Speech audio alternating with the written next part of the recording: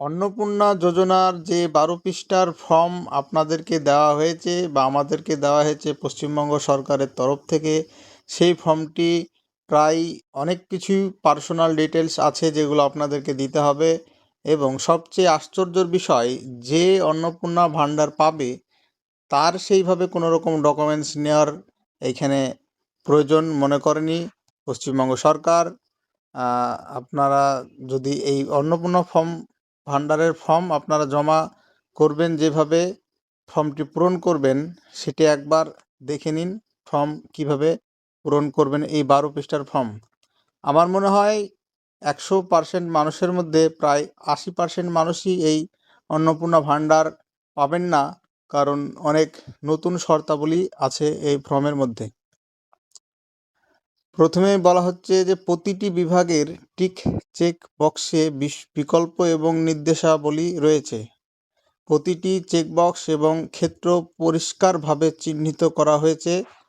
আবেদনকারী এবং যাচাইকারী কর্মকর্তাদের জন্য প্রয়োজনীয় নির্দেশাবলী প্রদান করা হয়েছে। প্রতিটি বিভাগ পূরণ করা বাধ্যতামূলক, মানে আপনাকে প্রত্যেকটি বিভাগ পূরণ করতেই হবে, কোনো রকম ফাঁকা রাখা যাবে না। তার মধ্যে দেখেন, যে কোনো ফর্মের শুরুতে কি হয়, আপনার যে উপভোক্তা বা যে ফর্মটি পূরণ করছে তার নাম থাকবে, বা যার জন্য পূরণ করছে তার নাম থাকবে, কিন্তু এখানে তা নেই। এখানে প্রথমে বলা হয়েছে পারিবারিক পরিচয়। ১ নম্বর, পরিবারের প্রধানের নাম। পরিবারের প্রধান হচ্ছে আপনার স্বামী, আপনি তো নন। আপনার স্বামী মারা গেলে আপনি পরিবারের প্রধান হবেন। পরিবারের প্রধানের নাম অর্থাৎ আপনার স্বামীর নাম, এখানে পুরো নামটি লিখতে হবে। বিকল্প বা ইনপুট, নির্দেশাবলী সঠিক হলে টিক চিহ্ন দিন। আধার কার্ড অনুযায়ী যে নামটি আছে আপনার পরিবারের প্রধান, তার নামটি এখানে লিখতে হবে। জন্ম তারিখ লিখতে হবে আপনার পরিবারের প্রধানের, আধার কার্ড অনুযায়ী লিখবেন। দিন, মাস, বয়স। পরিবারের প্রধানের লিঙ্গ পুরুষ, মহিলা নাকি অন্যান্য, যেটা হবে সেটা আপনি লিখবেন। পরিবারের প্রধানের আধার নম্বরটি এখানে লিখে দিবেন, পাশে টিক চিহ্ন দিয়ে দিবেন। ডিজিটাল রেশন কার্ডের পারিবারিক আইডি যদি থাকে, রেশন কার্ডের নাম্বার এখানে দিয়ে দিবেন। পরিবারের সদস্য সংখ্যা, যার যত সদস্য সংখ্যা আছে, কার ৩, ৪, ৫, ৬, ৭, যার যতটা আছে ততটা লিখবেন, শুধুমাত্র সংখ্যায়, কথায় নয়। ঠিকানা লিখবেন, আপনি যেখানে স্থায়ী ঠিকানা বলা হচ্ছে এখানে, যেখানে আপনি থাকেন। এমন না যে কোথাও আপনি ভাড়া থাকেন চাকরির ক্ষেত্রে সেই জায়গা ঠিকানা দিবেন, এমনটা না। যেটা আপনার স্থায়ী ঠিকানা সেটা দিবেন। যোগাযোগ নম্বর, যেটা আপনার আধার কার্ডের সঙ্গে মোবাইল নাম্বার যুক্ত আছে, সেই মোবাইল নাম্বারটি দেবেন। তারপর হচ্ছে, এটা একটা বড় পয়েন্ট, নাম, জন্ম তারিখ, লিঙ্গ, পরিবারের প্রধানের সঙ্গে সম্পর্ক, আধার নম্বর, পরিবারের সকল সদস্যদের। এখানে তার পরের বক্সে পরিবারের প্রধান নাম এগুলো দিতে হবে, আধার কার্ড, লিঙ্গ, জন্ম সার্টিফিকেট, পরিবারের প্রধানের সম্পর্ক ইত্যাদি। তারপরে পাশে লেখা আছে অন্নপূর্ণা যোজনার জন্য আবেদন করা হচ্ছে। হ্যাঁ সব ঠিক চিহ্ন দিতে হবে। আর বয়স ৫ বছর কম হলে আধার এনে চিহ্নিত করুন, এটা আলাদা ব্যাপার। এর পরিবারের সদস্য যতজন আছে আপনার প্রত্যেকেরই নাম, জন্ম তারিখ, লিঙ্গ, পরিবারের সদস্যের সঙ্গে সম্পর্ক সবগুলো পূরণ করবেন। তারপরে চলে যান দ্বিতীয় পেজে যে ১০ নম্বর পয়েন্টটি আছে, এটি খুব একটি প্রাইভেসির ব্যাপার হয়ে যাচ্ছে। পরিবারের প্রধান এবং পরিবারের সকল প্রাপ্তবয়স্ক সদস্যের ব্যাংক অ্যাকাউন্ট নগদ অর্থ স্থানান্তরের জন্য। এখানে কথা হচ্ছে ব্যাংক অ্যাকাউন্ট, পরিবারের যতজন আছে প্রাপ্তবয়স্ক সবার ব্যাংক অ্যাকাউন্ট নেবে নগদ অর্থ স্থানান্তর করার জন্যে। তো এখানে নগদ অর্থ তো পাবে শুধুমাত্র শুধু মহিলা পাবে, সেই হিসাবে পরিবারের প্রত্যেকের ব্যাংক অ্যাকাউন্ট কেন দরকার? সরকার কি কারণে বা পরিবারের প্রত্যেকের ব্যাংক অ্যাকাউন্ট নিতে চাইছে? এটা তো নেওয়া তো অন্যায় হচ্ছে, কারণ টাকা দেবে মহিলাকে, সেখানে পরিবারের আপনার স্বামীর নেবে, আপনার ছেলে, বউ, সবারই ব্যাংক অ্যাকাউন্ট নাম্বার দিতে হবে। অবশ্য সরকার যখন চাইছে তখন আপনাকে ব্যাংক অ্যাকাউন্ট নম্বর পরিবারের প্রত্যেক সদস্যের দিতে হবে, আপনি দিয়ে দিবেন। ব্যাংক নাম, account number, IFSC code, DBT ক্রিয়েটেডের জন্য আধার লিঙ্ক যুক্ত ব্যাংক অ্যাকাউন্ট প্রদান করা। আধার লিঙ্ক যাদের আছে তাদের সেই ব্যাংক অ্যাকাউন্টটা দেবেন। সদস্য 1, সদস্য 2, সদস্য 3, এইভাবে 4-5 জন যা থাকবে সেইগুলো আপনি দিয়ে দিবেন ব্যাংক অ্যাকাউন্ট সবার জন্যে। তারপর হচ্ছে 11 নম্বর, এপিক এবং সকল প্রাপ্তবয়স্ক সদস্যদের ভোটার তালিকার অংশ নম্বর সহ। এখানে প্রত্যেক ভোটার তালিকার অংশ নম্বর সহ এপিক নম্বর দিতে হবে। এখানে কথা হচ্ছে যে টাকা পাবে বাড়ির মহিলা, কিন্তু সবারই কেন ডকুমেন্টস জমা দিতে হবে? সরকার এখানে কি আবার ঘুরিয়ে এনআরসি বা অন্য কিছু করতে চাইছে? এটা একটা বোঝার বিষয় আছে। যাই হোক, ফর্মে যা দিয়েছে আপনাকে বাধ্যতামূলক আপনাকে পূরণ করতে হবে, নাহলে আপনি 3,000 টাকা পাবেন না। তারপর 12 নম্বর, বিভাগ, কাস্ট সার্টিফিকেট যদি থাকে, এসসি এসটি ওবিসি এইসব সার্টিফিকেট থাকলে তাদেরকে সার্টিফিকেট সহ জমা দিতে হবে এবং টিক চিহ্ন দিয়ে দেবেন সেই জায়গায়।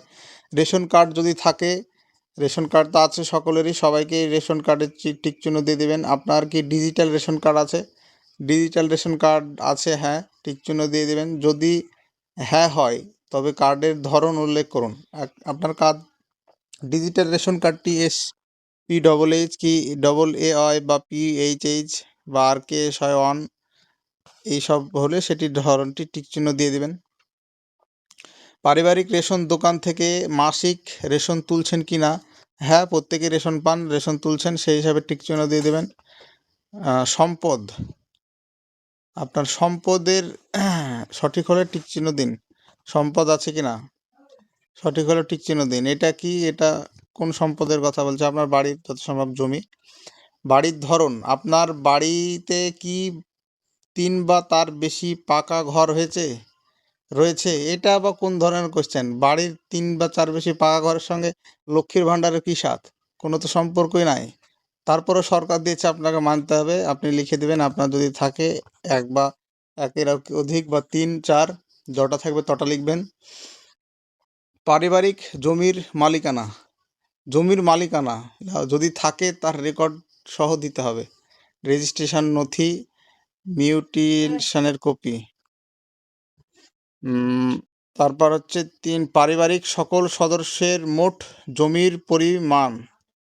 এখানে জমির পরিমাণও লাগছে। এর আগে যখন লক্ষ্মীর ভাণ্ডার ফর্ম ফিল আপ হয়েছিল তখন এত ঝামেলা ছিল না। এখানে আপনার পিন্ডি গোষ্ঠী যত যা আছে সব কিছুই দিতে হবে, তারপরে আর আপনি 3,000 টাকা করে পাবেন। জমির পরিমাণ দিতে হবে।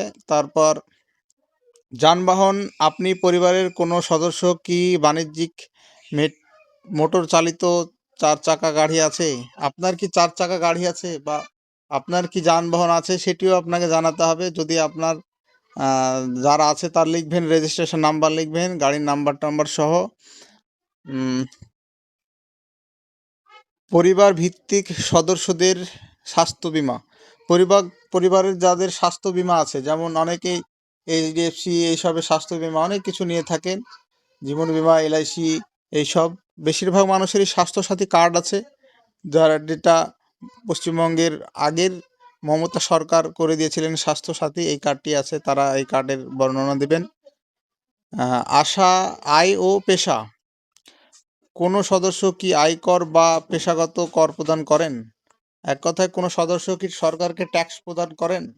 কোনো ব্যবসার ক্ষেত্রে ট্যাক্স দিয়ে ব্যবসা করেন? যদি হ্যাঁ তো হ্যাঁ, যদি না তাহলে না দিয়ে দেবেন। পরিবারের সদস্যের প্যান কার্ড, পরিবারের সদস্যের প্যান কার্ড আছে, প্যান কার্ড দিয়ে দিবেন। যদি হ্যাঁ হয় তাহলে নাম এবং প্যান নম্বর সহ উল্লেখ করুন, না হলে তো কিছু লাগবে না। কর্মসংস্থানের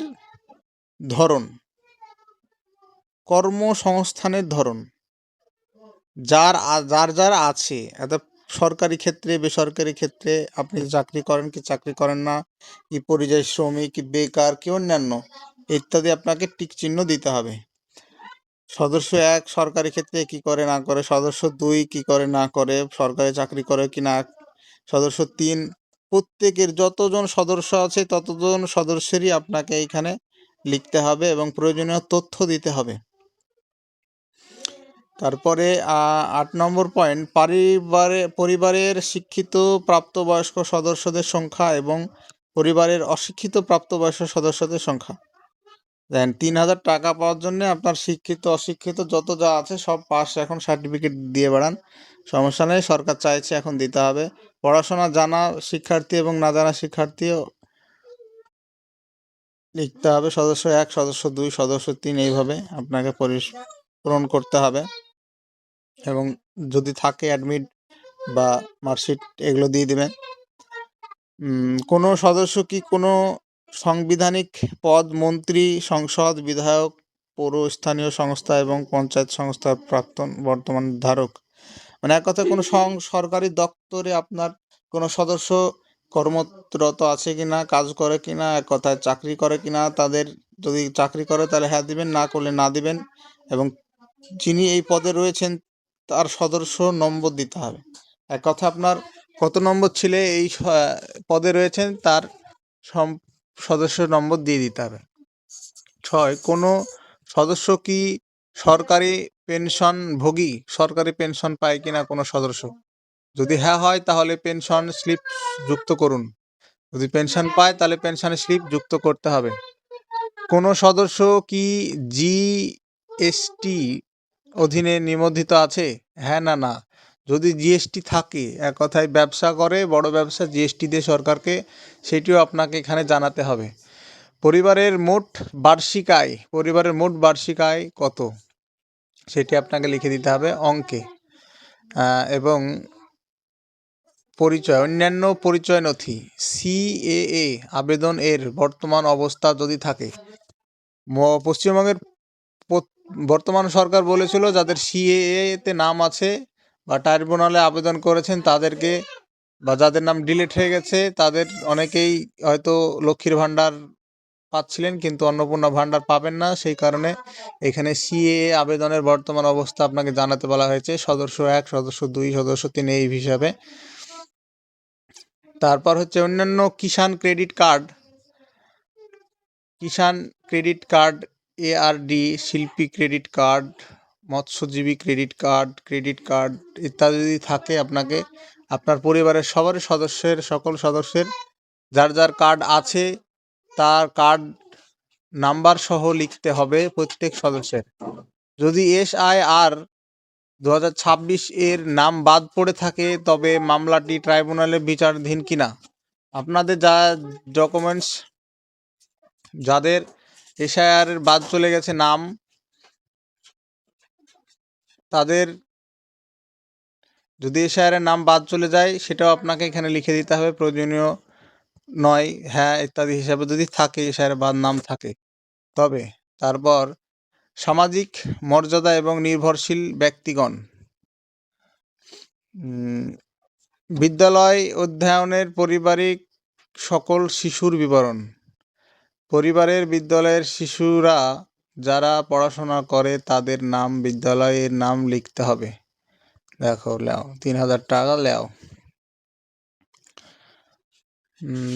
সদস্য 1, সদস্য 2 এইভাবে লিখতে হবে। শিশুদের টিকাকরণের বর্তমান অবস্থা, যারা টিকা নিচ্ছে সেখানে হ্যাঁ বা না দিতে হবে।